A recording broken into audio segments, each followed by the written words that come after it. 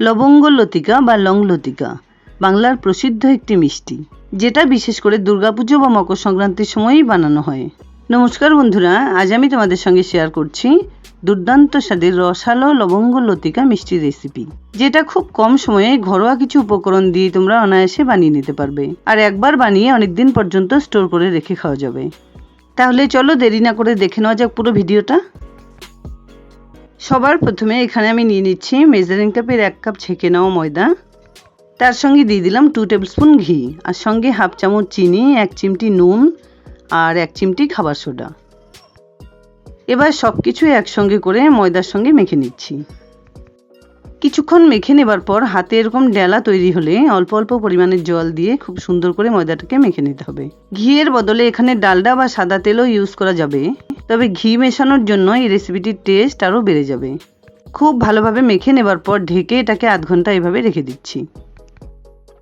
অন্যদিকে gas on করে একটা কড়াইতে দিয়ে দিচ্ছি 1 কাপ নারকেল কোড়া, হাফ কাপ চিনি, সঙ্গে কিছু ভাঙা ড্রাই ফ্রুটস মিশিয়ে দিলাম।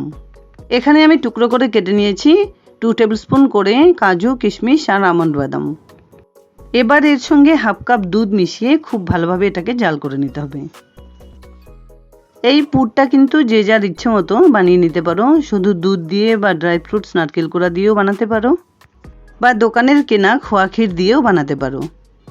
4-5 মিনিট ধরে এভাবে জাল করে নেবার পর মিশিয়ে দিলাম 1 টেবিল স্পুন ঘি। খুব একটা শুকনো করে নামানোর দরকার নেই, ঠিক এরকম অবস্থাতেই এটাকে নামিয়ে নিলাম। ঠান্ডা হয়ে এলে এটা কিন্তু একটু শক্ত হয়ে যাবে। 2-3টে এলাচ খুব ভালো করে গুঁড়ো করে নিয়েছিলাম, সেই এলাচ গুঁড়ো এর উপর দিয়ে ছড়িয়ে খুব সুন্দর করে এর সঙ্গে মেখে নিলাম।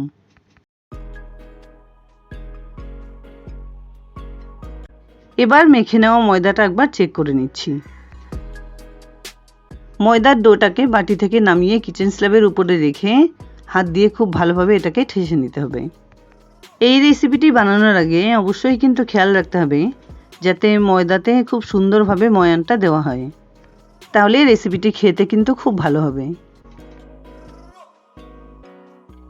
খুব ভালোভাবে ময়দাটাকে মেখে নেবার পর লুচির থেকে একটু বড় সাইজের লেচি কেটে নিতে হবে, কারণ লেচিগুলো যদি খুব ছোট হয় তাহলে ভেতরে পুর ভরে নিতে অসুবিধা হবে। তাই পুরির আকারে লেচিগুলোকে কেটে নিতে হবে। এর থেকে একটা লেচি তুলে নিয়ে অল্প পরিমাণ ময়দা মাখিয়ে এরকম গোল করে বেলে নিচ্ছি। ময়দার বদলে এখানে কিন্তু তোমরা তেল বা ঘিও ইউজ করতে পারো।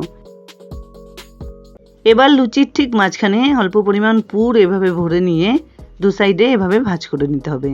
তারপর আবার অপর সাইড এভাবে ভাঁজ করে মাঝখানে একটা করে লবঙ্গ গেঁথে দিতে হবে। দেখতে পাচ্ছ চারদিকে চেপে চেপে একটা লবঙ্গ লতিকা মিষ্টি তৈরি হয়ে গেল। এবার ঠিক একইভাবে সবার সুবিধার্থে আবার একটা মিষ্টি বানিয়ে দেখাচ্ছি।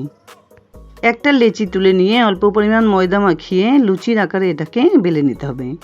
তারপর ঠিক মাঝখানে পরিমাণ মতো পুর দিয়ে এভাবে চারদিক থেকে টেনে সেট করে নিতে হবে। যদি মনে হয় যে ভাঁজগুলো খুলে যেতে পারে তাহলে অল্প পরিমাণ জল দিয়ে এটাকে এভাবে চেপে একটা লবঙ্গ মাঝখানে গেঁথে দিতে হবে। সাইডে একটু চেপে চেপে প্রত্যেকটা মিষ্টি একইভাবে আমি সময় নিয়ে বানিয়ে নিচ্ছি। আর এই মিষ্টিগুলো বানানোর আগে অবশ্যই কিন্তু খেয়াল রাখতে হবে যাতে লবঙ্গগুলো খুব ভালো হয় আর বড় সাইজের হয়। সরি বন্ধুরা, ভিডিওটা ছোট করার স্বার্থে সবকটা মিষ্টি বানানো আমি দেখাতে পারলাম না, তবে দেখো এখানে সময় নিয়ে কিন্তু সবকটা মিষ্টি বানিয়ে নিয়েছি। অন্যদিকে গ্যাস অন করে একটা প্যানে দিয়ে দিচ্ছি 1 কাপ চিনি, সঙ্গে 1 কাপ জল, আর এর সঙ্গে মিশিয়ে দিলাম 2টো এলাচ। চিনিটা খুব ভালোভাবে জলের সঙ্গে মিশে এলে দিয়ে দিচ্ছি 1 চিমটি জাফরান।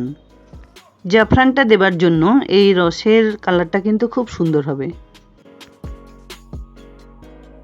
8-10 মিনিট ধরে জাল করে নেবার পর শিরাটা এরকম একটু ঘন হয়ে এলে এটাকে নামিয়ে পাশের ওভেনে রেখে দিচ্ছি।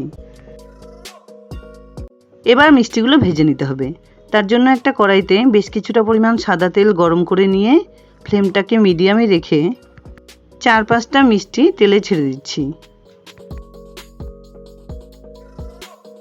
একটা সাইড 10-15 সেকেন্ড ভেজে নেবার পর উল্টে দিচ্ছি।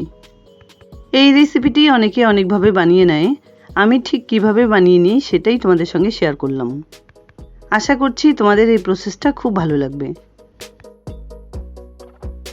মোটামুটি 2-3 বার উল্টে পাল্টে এরকম গোল্ডেন ব্রাউন কালার করে এগুলোকে ভেজে নেবার পর তেল ছেঁকে তুলে নিচ্ছি। তেল ছেঁকে তুলে নেবার পর এগুলোকে রসে ছেড়ে দিচ্ছি। এবার বাকি মিষ্টিগুলো একটু সময় নিয়ে খুব সাবধানে এগুলোকে ভেজে নিতে হবে। খুব সামান্য কয়েকটি ঘরোয়া উপকরণ দিয়ে দুর্দান্ত স্বাদের এই মিষ্টি রেসিপিটি যদি কাউকে বানিয়ে খাওয়ানো হয় সে কিন্তু প্রশংসা করতে পিছু পা হবে না। আর সামনেই জন্মাষ্টমী, সেদিন কিন্তু খুব সহজেই তোমরা এই রেসিপিটি বানিয়ে ঠাকুরের সামনে ভোগ নিবেদন করতে পারো। সেকেন্ড টাইম দেওয়া মিষ্টিগুলো তেলে ছেড়ে দেওয়ার পর যে মিষ্টিগুলো রসে দিয়েছি সেগুলো একটু হালকা করে এভাবে নাড়াচাড়া করে রসের সঙ্গে মাখিয়ে নিচ্ছি, যাতে করে প্রত্যেকটা মিষ্টির ভেতরে খুব সুন্দরভাবে রস পৌঁছে যায়। এরই মধ্যে সবকটা মিষ্টি আমার ভেজে নেওয়া হয়ে গেছে, এগুলোকেও রসের মধ্যে ছেড়ে দিলাম। এবার সবকটা মিষ্টি রসের সঙ্গে খুব ভালোভাবে নাড়াচাড়া করে মিশিয়ে নিচ্ছি, যাতে করে প্রত্যেকটা মিষ্টির ভেতরে খুব সুন্দরভাবে রস পৌঁছে যায়। মিষ্টির দোকানে বিভিন্ন রকম মিষ্টির সঙ্গে এই মিষ্টিটাও কিন্তু বানানো হয়, আর সেটা খুব সামান্য কয়েকটি উপকরণ দিয়ে ঘরে দেখলে তো খুব সহজভাবে তোমরা বানিয়ে নিতে পারবে। আমার এই ভিডিওটা ফলো করে তোমরাও যদি লবঙ্গ লতিকা মিষ্টিটি ঘরে বানিয়ে নাও তাহলে দেখবে তোমাদের বানানো মিষ্টি রেসিপিটিও খুব সুন্দর হবে। আধ ঘন্টা মতো রসে রেখে দেবার পর একটা একটা করে মিষ্টি একটা থালায় আমি সুন্দর করে সাজিয়ে নিচ্ছি। এর আগেও আমার চ্যানেলে আমি ভেজ নন ভেজ অ্যাট্রাকটিভ অনেক ধরনের রেসিপি, কেক, পিৎজা, শরবত, তাছাড়াও বিভিন্ন ধরনের স্ন্যাক্স, মিষ্টি, পিঠে অনেক রেসিপি শেয়ার করেছি। আশা করছি তোমাদের সেগুলো খুব ভালো লেগেছিল। তার মধ্যে কোন রেসিপিগুলো সবথেকে বেশি ভালো লেগেছিল প্লিজ আমায় কমেন্টসে জানাতে ভুলো না। তাহলে আমি সেরকম ধরনের আরও অনেক রেসিপি তোমাদের সঙ্গে শেয়ার করার চেষ্টা করব। আর যে সমস্ত বন্ধুরা ভালোবেসে আমার সঙ্গে এতদিন পাশে আছো, আমার সমস্ত ভিডিও ফলো করছো আর লাইক বা শেয়ার কমেন্টস করছো, তাদের জানাই অসংখ্য ধন্যবাদ। আর যারা আমার চ্যানেলটা এখনও সাবস্ক্রাইব করোনি তাদেরকে সাবস্ক্রাইব করে নেবার অনুরোধ রইল। যাই হোক বন্ধুরা, দুর্দান্ত স্বাদের লবঙ্গ লতিকা মিষ্টি রেসিপি আমার রেডি অ্যান্ড সার্ভড। আশা করছি বন্ধুরা আমার এই রেসিপিটি তোমাদের খুব পছন্দ হয়েছে। যদি এতটুকুও ভালো লেগে থাকে তাহলে প্লিজ ভিডিওটাকে একটা লাইক করো, শেয়ার করো ফ্যামিলি ফ্রেন্ডসদের সঙ্গে।